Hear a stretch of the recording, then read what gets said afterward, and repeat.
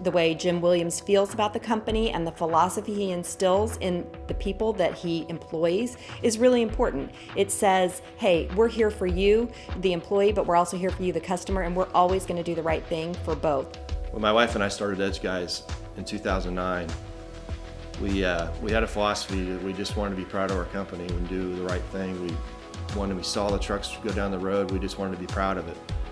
And it was one truck at a time, one employee at a time, and one customer at a time. That was our philosophy. We are able to add a level of personal care that most of the bigger companies aren't able to. When I get to a house, my attention is on them. Whatever their problems are, whatever their needs are, I'm there to take care of whatever they may have, even if they think it seems petty. We're here to do the right thing. We're not trying to be the biggest, but we definitely want to be the best and serve your family.